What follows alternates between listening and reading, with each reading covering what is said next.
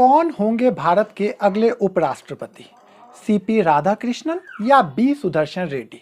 ये असली तस्वीर तो 9 सितंबर को सामने आएगी जब वोटों की गिनती के बाद देश के नए उपराष्ट्रपति के नाम का ऐलान होगा।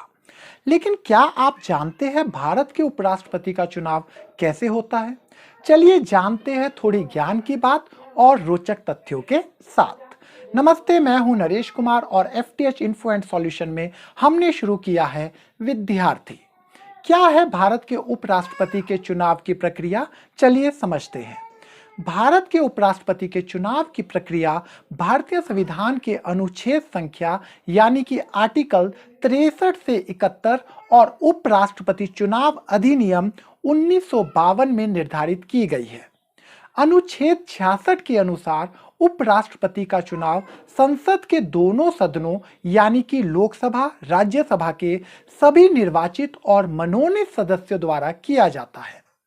साधारण भाषा में पार्लियामेंट के लोअर हाउस जिसे लोकसभा कहते हैं और अपर हाउस जिसे राज्यसभा कहते हैं, उनके इलेक्टेड मेंबर और नॉमिनेटिव मेंबर द्वारा भारत के उपराष्ट्रपति का चुनाव किया जाता है, जिसमें लोकसभा से 543 इलेक्टेड MP, राज्यसभा से 233 इलेक्टेड MP और राज्यसभा से ही 12 नॉमिनेटेड सदस्य वोटिंग करते हैं।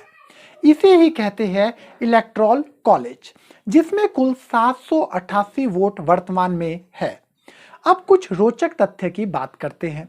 उपराष्ट्रपति के चुनाव लड़ने के लिए उम्मीदवार की आयु कम से कम 35 वर्ष होनी चाहिए।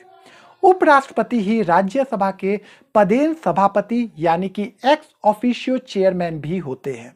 और यदि बात करें शपथ की तो उपराष्ट्रपति राष्ट्रपति के समक्ष शपथ लेते हैं, यानी कि ओथ उपराष्ट्रपति को राष्ट्रपति द्वारा दिलाई जाती है। तो आप बताएं कि भारत के राष्ट्रपति को शपथ किसके द्वारा दिलाई जाती है? चैनल को सब्सक्राइब जरूर करें और वीडियो को कम से कम एक व्यक्ति के साथ शेयर जरूर करें।